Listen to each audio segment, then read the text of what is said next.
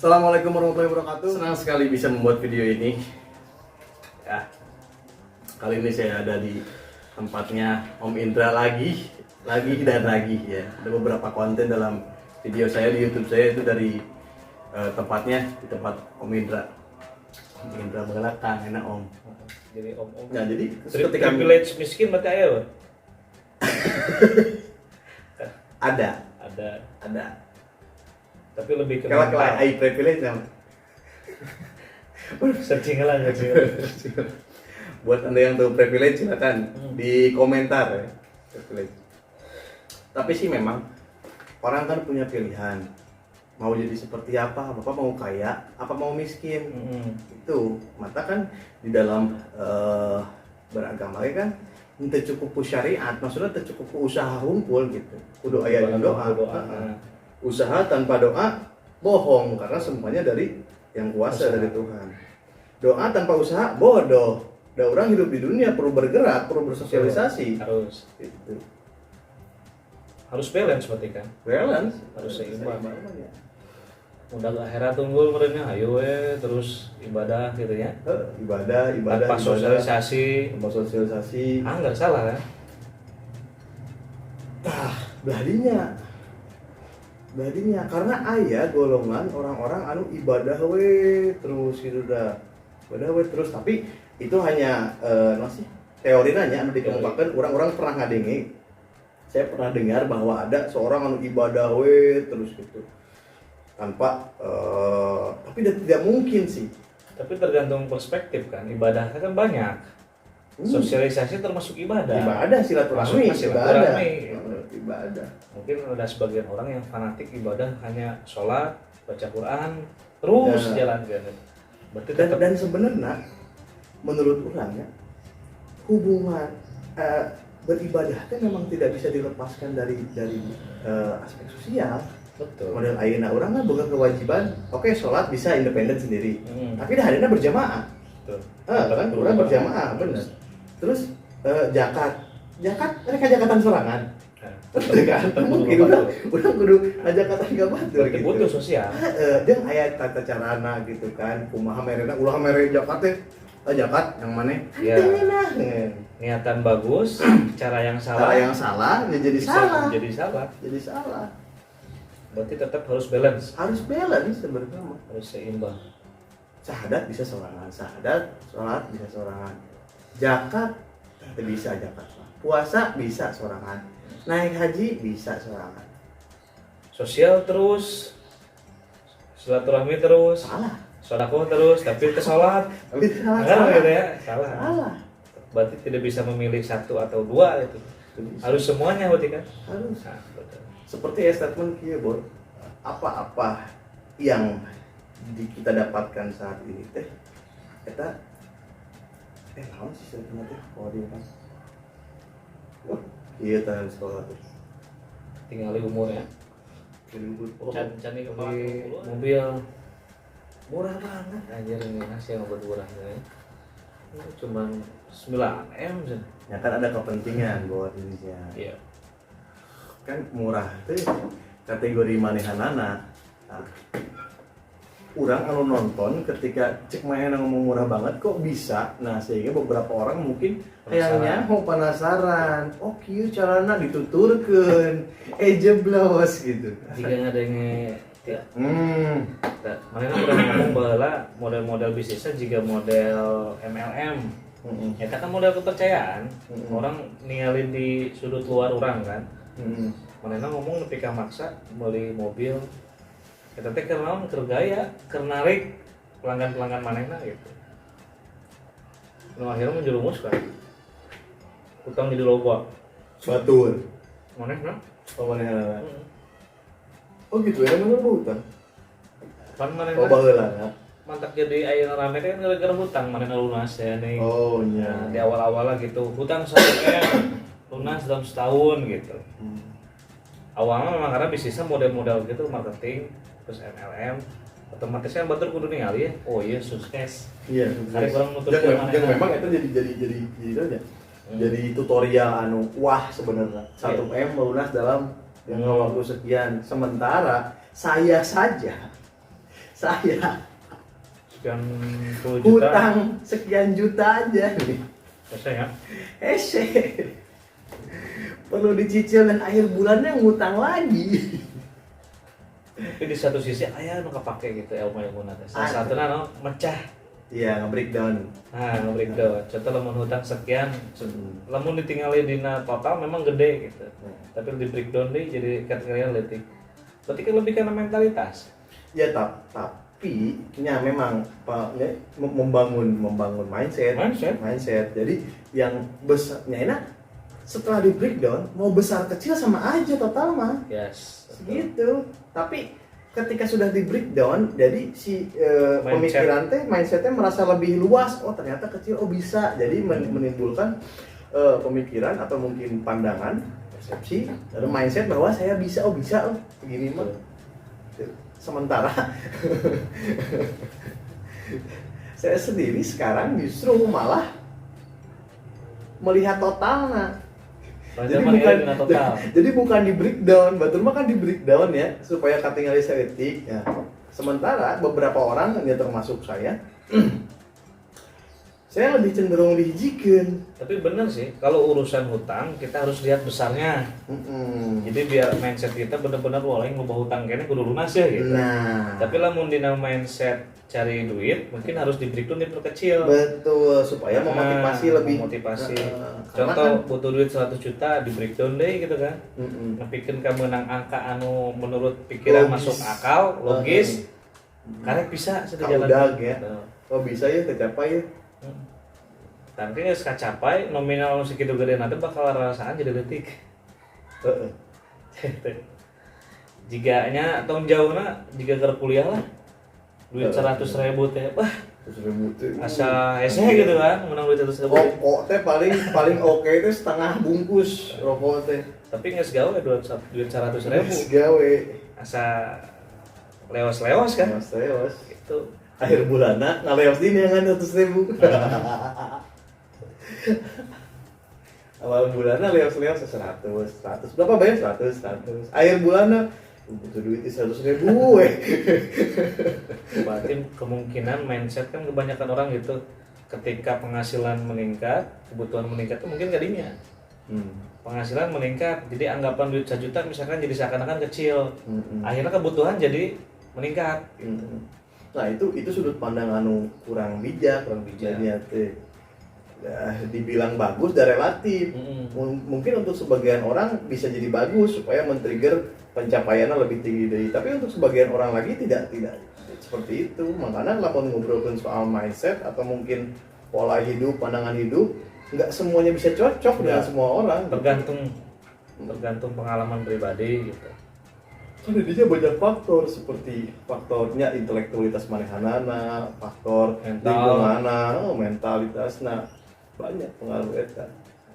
Jadi jangan main caplok wae sebenarnya main terapkan tapi sih memang untuk permulaan atau untuk pendidikan gitu ya.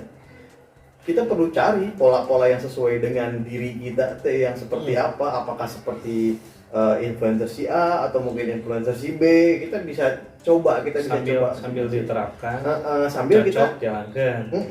Kita sadari dengan penuh objektivitas gitu. Ini cocok apa enggak gitu. Kalau misalnya nggak cocok jangan dipaksakan karena gaya. Betul. Kok kamu bisa gini usah ngikutin si A, padahal batinnya ngejerit. Tapi karena si A populer gitu kan, sehingga harapan orang teh hayang jiga manehana dan publik melihat kita seperti manehanana gitu. Jadi memaksakan ngejerit. Sebagian dari motivator bisnis kan bilang gitu, bisnis banyak-banyaknya aja, ketika gagal itu semuanya ada menghasilkan gitu. Tapi itu ada oge. Pernah yang saya alami ketika saya banyak bisnis juga memang ternyata pusing. Bagi saya sendiri gitu. Aya oge anu bisnis jangan banyak-banyak, yang penting fokus total gitu. Ada. Tapi tidak menutup kemungkinan banyak bisnis juga jadi sukses gitu. Tergantung. Tablah dinya teh berarti ada kuasa Tuhan. Betul. Kuasa Gusti. Jadi cukup usaha unggul ngadoa, jangan ngadoa. Ngadoa. Karena memang begini. Dulu pernah Dulu pernah diskusi ngobrol dengan orang tua. Ada satu bisnis yang mau saya jajaki, saya coba. Nah, di situ ternyata orang tua berkata lain. Nah, menurut pandangan orang tua ini tidak cocok. Nah, mungkin ini tidak cocok buat kamu. Nah, cuman saya tafsirkan dengan mencoba dengan bijak kalau menafsirkan. Nah, maksudnya apa dia cocok itu? Kan tidak mungkin orang tua menghalangi anaknya untuk berkembang. Nggak mungkin. Yang ada orang tua support kalau anaknya mau usaha, tapi ada apa dengan orang tua berbicara ini tidak cocok buat kamu? Pasti ada hikmah. Pasti ada hikmah, pasti ada value yang tersembunyi. Nah, saya coba tafsirkan kalau itu ternyata mungkin bisa jadi saya akan sukses dalam bisnis itu, tapi hati nggak enak. Jadi kan mapan itu menurut saya pribadi ada mapan finansial, ada mapan psikis atau mapan emosional lah ya. Emosional. Mapan. Jadi ketika sibuk, uang banyak tapi stres, percuma. Buat apa? Betul. Itu. Jadi tidak selamanya motivasi bisnis itu bisa digunakan, berarti kan? Tergantung situasi. Jadi ketika dapat motivasi bisnis dari siapapun itu, ya itu kan jadi sarana pembelajaran sebenarnya. Dan belajar itu diwajibkan, eta kewajiban. Kan cek Rasul ge kalau boleh ilmi minalahdi dari mulai borojo sampai ke liang lahat gitu. Dan ketika dapat motivasi atau pandangan atau cara bagaimana berbisnis, ya berarti itu pendidikan bernama. Tak kebayang di kasus anu kurang dulu, ternyata ya seperti itu. Orang tua berbicara ini tidak cocok untuk kamu karena mungkin ke depannya akan bentrok dengan apa yang saya lakukan sekarang. Gitu. Jadi oke, duitnya banyak, dapat uang banyak, tapi ada yang lain. Terus keluarga mungkin terkesampingkan. Akhirnya kan masih bisa lah, alhamdulillah, silaturahmi ke dia bersama keluarga, silaturahmi ke orang tua bersama keluarga, ajak anak istri. Tapi nanti mungkin cuman bisa video call, ya kayak ditransfer uang. Akhirnya dampak yang lain. Ada dampak yang dikorbankan. Pasti ada korban. Tidak banyak orang yang kaya raya, anaknya broken home gitu kan. Akhirnya mencari kenyamanan di luar, salah kaprah, tersesat bisa. Jadilah pemuda tersesat. Akhirnya bapaknya sukses, anaknya jadi kaclep gitu. Bisa jadi. Tapi tidak banyak ayahnya yang tidak sukses gitu kan, karena kedekatan dengan keluarga, jadi pendidikan secara optimal, dia malah jadi lebih sukses dari orang tuanya gitu. Dan kalau diperhatikan sebenarnya saran-saran yang keluar dari orang tua itu aja sebenarnya. Dan kadang-kadang kita merasa bahwa udah pernah dengar, udah pernah dan merasa tidak perlu diberikan saran. Nah, perasaan itu yang menjadi masalah. Karena esensinya sebenarnya ketika ada satu kejadian, ada kita di situ, berarti ada hikmah untuk kita. Sering, bro, seperti hutang ya misalnya. Bulan kemarin teh ngahutang, bulan ayeuna beres hutang. Tak akhir bulan ayeuna teh ngahutang deh. Berarti urang teh kunaon sih? Eta masalah yang sama sebenarnya. Ya. Masalah yang kunaon can bebaskeun di masalah yang sama, berarti ada pola yang belum sesuai. Gitu. Kita juga sudah meyakini bahwa itu salah. Allah. Tapi tetap pekannya. Seperti apa? Ketika menerima masukan dari orang tua, ya terima aja lah. Orang tua mau ngomong apa terima aja, karena hal tersebut walaupun kita sudah tahu hal tersebut insya Allah akan mempengaruhi spontanitas orang. Yang penting jangan sampai menyombongkan diri pada orang tua. Kita lebih pintar, merasa lebih baik. Ya, walaupun memang nyatanya memang iya kita lebih tahu gitu kan, tapi tetap orang tua tetap orang tua. Orang tua perlu didengar, kebijaksanaannya perlu ditanya, perlu diperhatikan. Tidak menggugurkan kewajiban kita sebagai anak terhadap orang tua, walaupun kita sudah sekolahnya tinggi gitu kan, bikin ke lantai sabaraha. Kamu nepi ka menghujat ya. Aduh, mama nyaho-naon atuh gitunya sekolah SD gitu kan. Tah nepi ka kitu. Bapak nyaho-naon tah salah ya. Penyakit eta. Gitu. Di satu sisi mungkin bakal sukses itu, satu sisi karena mungkin durhaka atau jadinya bisa nyungsep kan? Nyungsep cilaka. Talah mungkin nyungsep cilaka. datang deui ka majeng bapak minta hampura geus maot majeng bapak makamna didatangan. Tapi itu juga tidak menggugurkan dosa sebenarnya mah. Tetap Ya maksudnya kan tetap ada perhitungan. tetap ada Bro, terus kumaha tuh lamun gugur dosa nyangas minta hampura, minta maaf terus menerus gitu. Karena kita nggak tahu. eta mah hak prerogatif Gusti Allah kan. Bener, kita nggak tahu hitungannya sekarang misalnya ente teu salat sekali. Ya. Dosa mana sabaraha? Hmm. Tidak. Nyaho. Skalanya misalnya kita 5 tahun kita nggak sholat gitu, dosa kita berapa sih, nggak ada satuannya. Nggak ada. Cina aya derajat kan sok aya sholat berjamaah ditingkatkan derajatnya 27 derajat lebih tinggi daripada sholat di rumah. Pertanyaannya berapa derajat yang kita punya sekarang? Ya apa? Oh apa? Halusnya kumata, mending orang kudu ngitung-ngitung model gitu. Atau orang pasrahkan gitu kan. Orang mah yang penting ngajalankan kewajiban orang aku Gusti Allah, enggak segitunya lepas. Atau kumaha? Berhitung, kita nggak apa-apa kan kalau berhitung, nggak apa-apa sebenarnya mah. Cuma efek daripada berhitung itu. Nah, jadi hitungan. Jadi ibadah nanti lain karena orang butuhnya. Hitungan karena ada hikayat dulu pernah cerita tikolot ya hikayatnya. Seseorang yang diusir dari surga karena merasa congkak sombong dengan amal ibadahnya. Ditanya kenapa bisa masuk surga, ya karena amal ibadah saya puasa sholat segala macam. Diusir nyungsep bot nyungsep. Berarti kudu ngajalankan kewajibannya pasahkan Gusti Allah gitu. Jeung ulah nyombongkeun teguh urang geus sodaqoh ka ente 5 juta teh kudu dibeja-beja teh kudu tong boroni jangankan untuk ngabejaan ka batur kan leungeun kanan mere leungeun kiri mah teu meunang nyaho sakitu kan ya. Jangankan gitu kan aya rasa ada rasa ya di dalam hati. Jir teh ya. Aing geus mere ka jelema ieu gitu kan. Jadi rasa sombong lamun eueuh ieu kieu eta teh jadi dosa kan. Indra teh bageurana lamun ku aing teh dibantuan 50.000 mah tah moal nepi ka kieu tah. Tah eta pajak. Walaupun teu diomongkeun, walaupun teu diomongkeun. Eta teh nu di dalam hati kumaha nu di temongkeun. Temongkeun. Diposting. Alhamdulillah ya kita hari ini bisa sodaqoh sekitar 1 juta gitu. Iya. Wah tapi kan lamun diposting gitu kan tergantung niatnya. Dia kan gak ada niat untuk ria, gak ada niat untuk apa. Siapa yang tahu? Tuh. Who knows?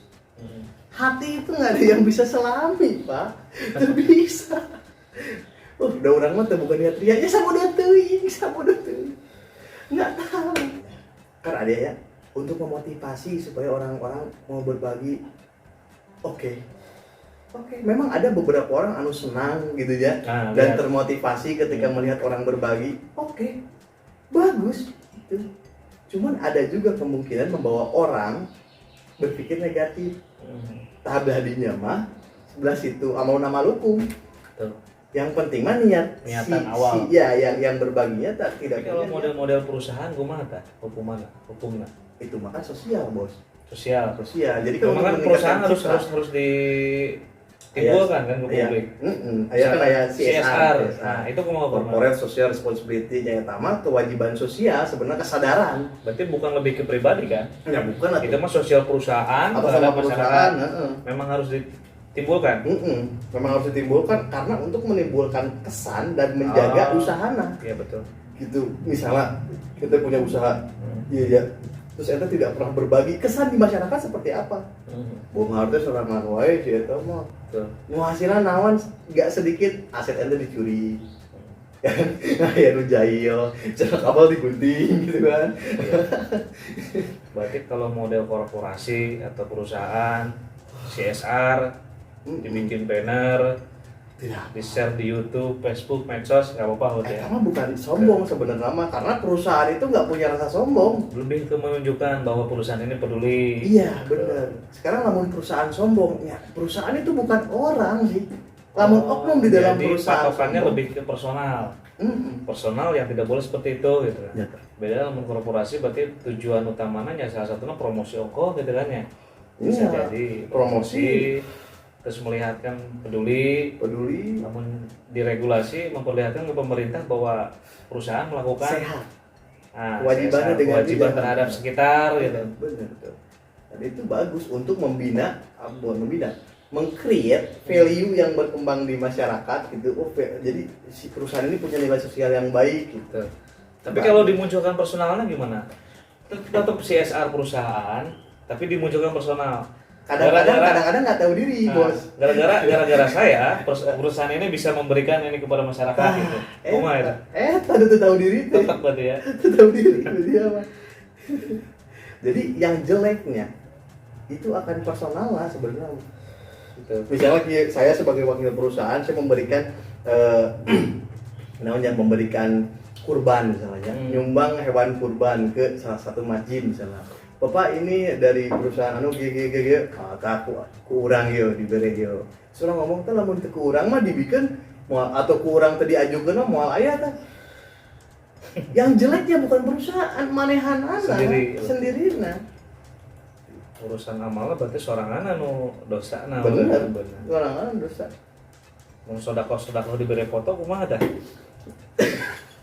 Nah, tapi kan sudah diberi foto. Itu kan karena di dalam perusahaan instansi. Nah, instansinya ada nama instansinya, tapi ada fotonya juga. Foto orang yang paling andil lah gitu dalam kegiatan itu. Ya, nggak masalah, bos. Nggak masalah, tetap. Nggak masalah. Soalnya kan eta kan sebagai bukti bahwa si yang diamanatkan untuk memberikan sedekah atau memberikan hibah itu bekerja. Kan ada buktinya. Jangankan itu, bos. Bantuannya kan enak dipoto. misalnya dari kelurahan gitu kan. Mereka dipoto bukti. Berarti selama itu dari instansi atau korporasi itu tidak masalah. Yang jadi masalah itu ketika kita sendiri. Nah, membina kesadaran itu terhadap semua masyarakat, lapisan masyarakat, eta hese susah. Jadi menjadi wajar lah misalnya anu sombong, sombongnya anu wajar. Gak usah terlalu digibahkeun si anu padahal eta ge lain duit manehanana, eta duit di perusahaan. Nah, eta mah hukum teh urang. Tuh, Bos. Anu juga ngerti agama ya. Jadi lain opini sidik deh berarti. Tanya Ustadz sidik. Enggak lah, jauh lah. Orang baru pakai kopiah lah di kampus. Orang pernah dengar. Saya pernah dengar bahwa untuk menyandang predikat ustadz itu nggak sembarangan. Tapi tuh jadi tidak bisa. Fenomena sekarang malah gampang dipanggil ustadz. Ya eta karena sebenarnya yang saya perhatikan ya, kenapa banyak sedikit-sedikit orang dipanggil ustadz, sedikit-sedikit orang dipanggil ustadz. Karena orang itu pada dasarnya tidak mau berbuat jelek pada orang lain, gitu. Jadi ingin menghargai dan mengapresiasi orang lain. Misalnya bisa pakai peci, pakai baju koko, sering sholat ke masjid, tat kemana tat jadi ustad. Orang yang melihat itu ingin mengapresiasi. Alhamdulillah, nama guys jadi ustad. Kan cuman, ya ini balik ke pemahaman orang mendengar asal batin gitu. Jadi ustad dadakan. Harus bisa membiasakan dong YouTuber. Jadi bapak ini juga YouTuber, bisa Anda kunjungi channelnya. Channel apa? Ina Robot TV. Ina Robot TV. Itu lebih ke channel teknologi sih. INA Robot TV. Ya. Nanti saya jadi endorse channel. Endorse. Lamun ka influencer anu gede, oke sih endorse ya. Tapi lamun ka urang mah lain endorse jangan ya. Eta naon jadi sering membantu teh kan. Endog mun nya endorse. Endog. Harap memberikan manfaat. Ya, betul. Berharap sih. Karena sebenarnya itulah saya termasuk penganut paham nggak ada yang sia-sia gitu. Nggak ada yang sia-sia, pasti ada maknanya gitu. Walaupun maknanya tuh udah pernah kita dapat gitu, tapi pasti ada maknanya. Jadi kita pun sebagai misalnya konten kreator atau apalah ya, yang pastinya setiap individu tuh dia perlu untuk bermanfaat kan sebaik-baiknya manusia adalah yang bermanfaat terhadap orang lainnya gitu. Jadi ketika kita berusaha untuk menjadi manfaat, untuk bermanfaat pada orang lain, nah orang lain juga mudah-mudahan digiring oleh Allah melihat manfaat dari apa yang kita lakukan. Wallahu alam sih kalau urusan manfaat itu kan di luar kontrol kita. Iya. Cuman di dalam kontrol kita kan cuman gitu, kita punya sesuatu kita share itu doang. Kita share Urusan itu bermanfaat atau tidak kan urusan mereka yang melihat gitu. Tambah kan salah satu motivasi saya membuat YouTube juga bukan hanya monetis ya, bukan sih sebenarnya. Lebih ke manfaat sih. Syarat monetis. Karena saya sendiri merasa terbantu gitu kan dengan adanya YouTube dari channel-channel gitu kan. Yang tadinya saya nggak bisa A jadi bisa A, lihat gitu kan. Mungkin salah satu ucapan terima kasih juga gitu kan atas ilmu saya share lagi ke kalian gitu. Betul. Dalam video di dalam channel saya juga banyak video-video yang konteksnya bukan soal opini ya, tapi mungkin soal sedikit-sedikit soal tutorial atau soal apa segala macam. Nah itu tadi karena saya juga merasa mendapatkan manfaat dari platform YouTube yang sudah banyak konten kreatornya di dalam situ men-share ilmu-ilmu yang bisa saya gunakan dan berguna untuk saya dalam hidup, dalam pekerjaan. Nah masalahnya sih sekarang kita juga sama-sama berbagi gitu.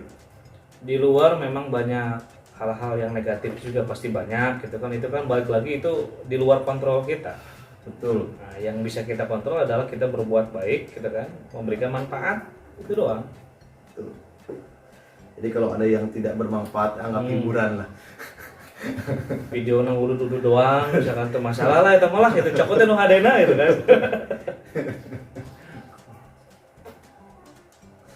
Bisa ayah udah ketik tinggalin video ya, ninggalin udut ya, tong salahkan video gitu kan. Nah ini kekurangan dari video saya ini gitu. Jadi saya masih ada praktek merokok gitu dalam video ini gitu. Dan karena apa ya? Kalau harus semuanya ideal, bagus, belum bisa sih. Belum bisa. Jadi memang di dalam setiap video saya masih ada lah banyak kekurangan-kekurangan. Di antaranya kekurangan ini konten merokok. Sama di konten-kontennya juga ada yang sambil rokok. Ini mah ulah sambil mabok-mabok kayaknya. Eta mah haram berenanya dosanya. Ari udut mah dosa badan. Masalah rokok. Pernah diskusi masalah rokok. Kan aya nu mengharamkan ya. Iya. Tapi ketika mau gimana pun saya banyak diskusi sama orang tua dan orang tua saya berkata ketika seseorang mengharamkan rokok ya haram untuk dirinya rokok tergantung karena memang tidak ada spesifik hadis yang menyatakan bahwa rokok itu haram. Lebih ke menyakiti diri sendiri kan ya, itu dosa dolim. Cuman masalahnya begini, ketika kita mendapatkan manfaat dari hal yang mungkin cenderung negatif, mungkin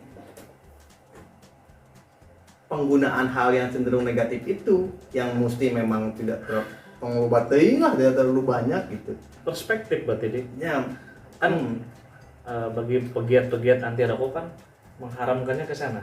Itu menyakiti diri sendiri, itu zolim terhadap diri sendiri.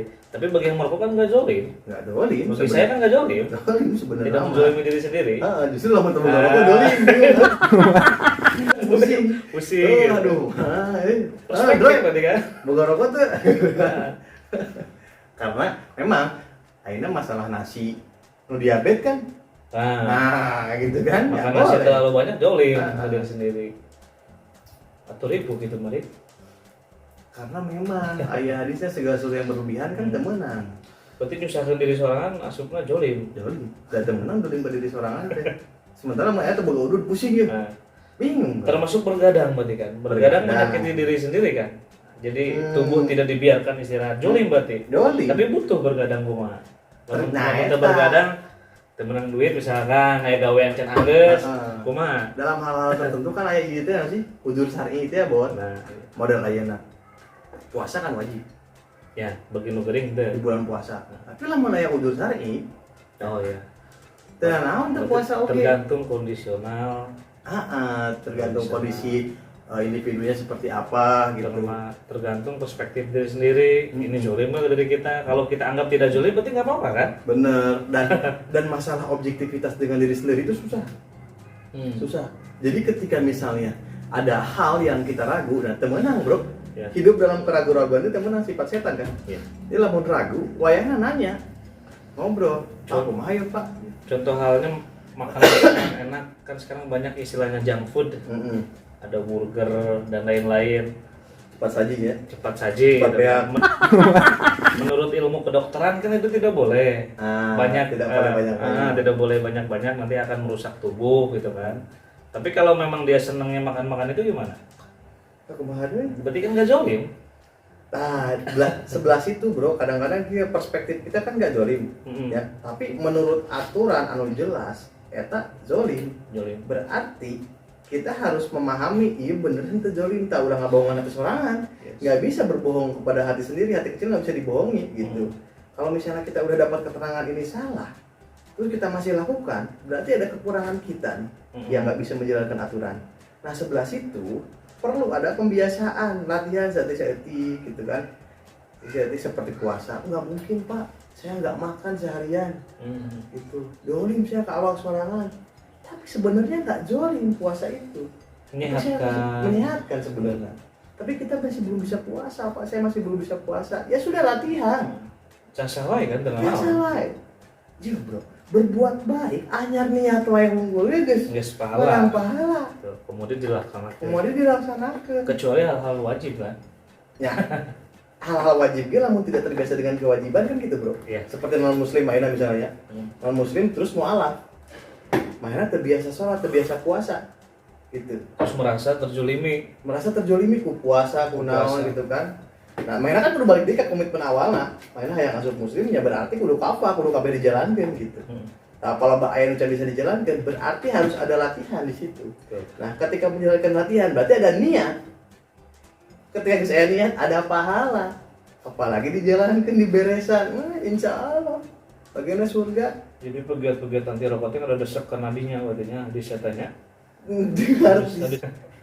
Cuman saya rasa itu terlalu. Vegetarian ya. Vegetarian. Mengkampanyekan gaya hidup vegetarian dengan ekstrim, misalnya ekstrim. Sampai kamu ngomongkan makan daging itu seperti makan bangkai segala macam gitu. Fanatik pisan ya. Itu kan yang tidak bagus, nggak sehat secara psikologis, itu sehat ya. Bahkan sebagian orang memang ada yang harus makan itu kan. Hal-hal yang berbau protein gitu kan. Ya balik lagi tergantung kondisi dan perspektif kan. Iya. Perspektif, cuman memang perspektif itu tidak bisa dijadikan dasar hukum. Ketika misalnya saya merasa nyaman dengan apa yang saya lakukan salah misalnya. Tapi saya merasa nyaman, tapi itu nggak bisa dijadikan dasar hukum karena salah. Itu. Berarti yang tidak diperbolehkan itu adalah mengharam-haramkan. Anu teu haram gitu. Nasi nggak haram. Mengharam-haramkan biar orang itu ikut apa yang kita lakukan.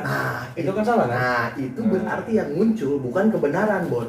Tapi pembenaran akan opini pribadi. Betul. Nah, itu ada cilaka. Menurut saya ini haram. Ayo didesak. Ayo didesak. Ya haram ya ulah gitu. Benar. Salah berarti kan.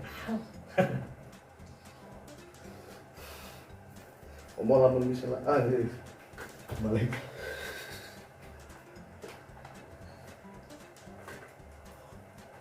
Sementara memaksakan opini pribadi teh salah.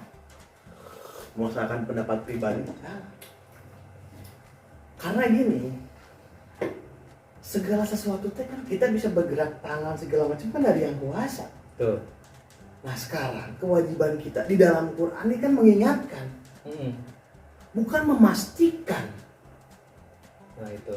Mengingatkan. Jadi hanya sekedar mengingatkan, saling menasihati dalam kebenaran. Benar. Nah, yang jadi permasalahannya adalah ketika mengingatkan berlebihan. Seperti memaksakan.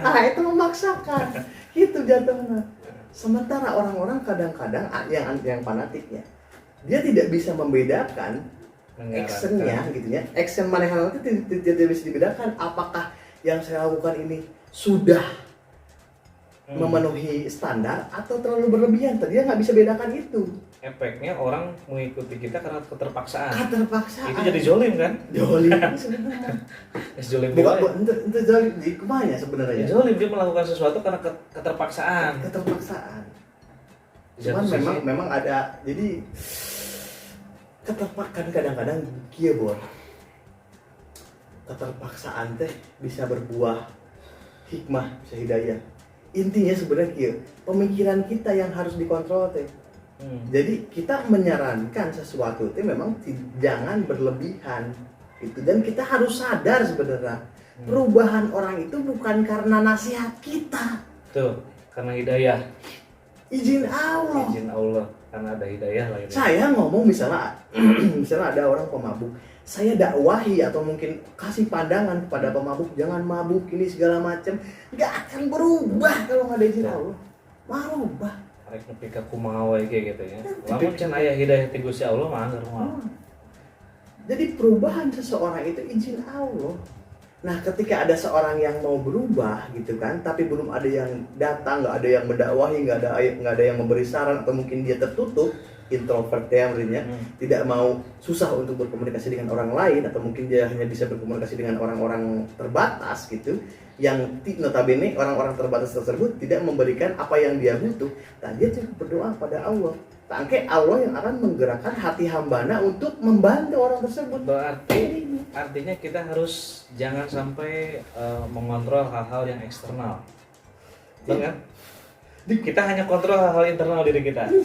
Kontrolnya dengan cara misalkan menasihati, urusan dia ikut apa nasihat kita atau tidak itu urusan eksternal, urusan dia dan Gusti Allah gitu kan. Ya, seperti hal sekarang kan kita sering lah ya mengingatkan orang lain terhadap apa yang menurut kita salah, tapi kita nggak bisa memberikan kebenaran. Misalnya dia, jangan pinjam rentenir, jangan pinjam riba, tapi kita tidak bisa mengcover hidupnya.